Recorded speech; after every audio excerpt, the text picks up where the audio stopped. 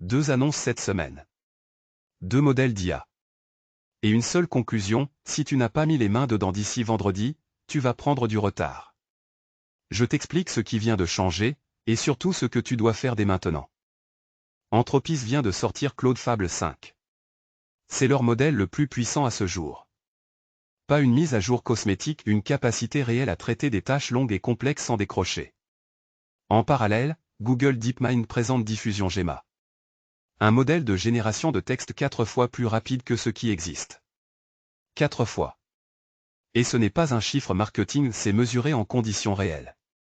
On est sur un vrai saut de performance, pas une évolution progressive.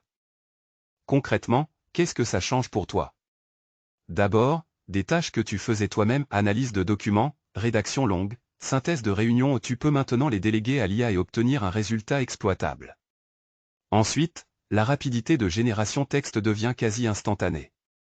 Pour du contenu, des emails, des briefs, le temps de production s'effondre. Et troisième point souvent oublié, quand les géants se font concurrence sur la performance, les prix baissent. Ce qui coûtait cher il y a 6 mois devient accessible cette semaine. Alors voilà ce que je te conseille de faire avant vendredi. 1. Prends la tâche qui te prend le plus de temps chaque semaine et teste-la sur Claude Fable 5. Pas pour voir si c'est impressionnant, pour mesurer si ça te fait gagner 1 heure.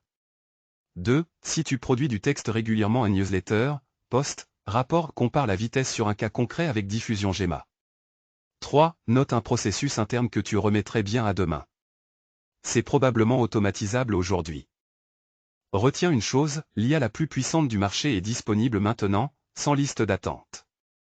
La vraie question c'est pas est-ce que ça va changer les choses, c'est est-ce que je vais l'utiliser avant mes concurrents. Abonne-toi, la veille IA arrive chaque semaine sur yaxeformé.cloud. Est-ce que tu sais ce que tes enfants font vraiment avec l'IA? OpenAI vient de tirer la sonnette d'alarme à l'échelle mondiale. Et ce n'est pas juste une question de parents inquiets, c'est une tendance de fond qui va toucher ton business, tes équipes, et ta réputation. On décrypte ça en 5 minutes. Voilà pourquoi cette semaine marque un tournant.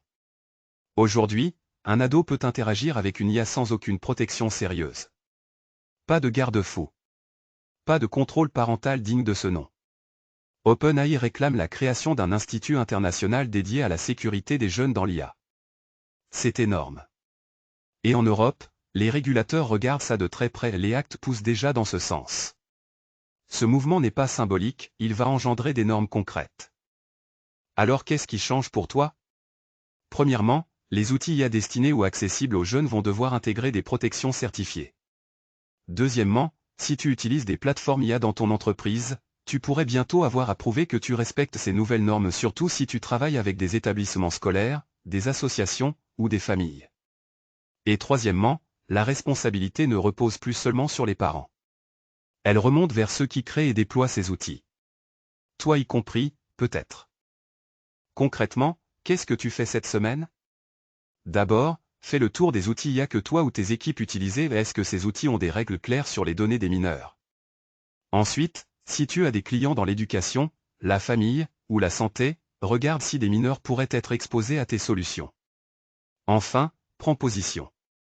Les entreprises qui communiquent aujourd'hui sur leur usage responsable de l'IA ont une longueur d'avance sur celles qui subiront la réglementation demain. La leçon de cette semaine tient en une phrase, l'IA sans règles ne protège personne et attendre que la loi t'y oblige, c'est déjà trop tard. Abonne-toi, la veille IA revient chaque semaine. Imaginez un assistant IA qui décide, commande, envoie des mails et personne ne vérifie. Google vient de débloquer 10 millions de dollars pour éviter exactement ça. Ce soir, on vous explique ce que ça change pour vous, maintenant. Voici le contexte. Les agents IA, c'est plus juste un chatbot. C'est un programme qui agit à votre place, il cherche, il rédige, il planifie, parfois il achète.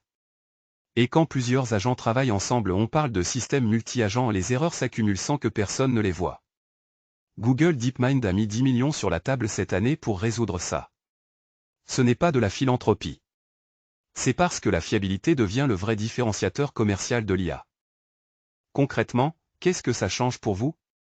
D'abord, les outils que vous utilisez déjà, Notion IA, Copilot, Make, Zapier vont intégrer ces nouveaux standards de sécurité dans leur mise à jour. Ça veut dire moins d'automatisation qui déraille dans votre dos. Ensuite, les erreurs silencieuses vont diminuer. Vous savez, ces moments où l'agent IA a fait quelque chose de faux et vous ne le découvrez que 3 jours plus tard. Et enfin, les éditeurs B2B vont commencer à afficher des certifications de fiabilité. Ce sera un critère d'achat comme la conformité RGPD. Alors concrètement cette semaine, 3 actions simples. 1. Ouvrez vos workflows automatisés et listés où un agent prend une décision sans validation humaine. C'est votre zone de risque. 2. Si vous avez un prestataire qui utilise des agents IA pour vous, demandez-leur comment ils tracent les actions. S'ils ne savent pas répondre, c'est un signal d'alarme. 3. Testez vos agents sur des cas limites. Que se passe-t-il si la donnée est incomplète? Si le client répond n'importe quoi? Les bons agents doivent rater proprement, pas silencieusement. La phrase à retenir, quand l'IA surveille l'IA, vous travaillez enfin sans filet percé.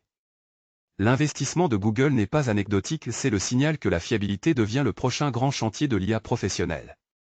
Si cette veille vous a été utile, abonnez-vous, on revient chaque semaine avec ce qui compte vraiment pour votre business.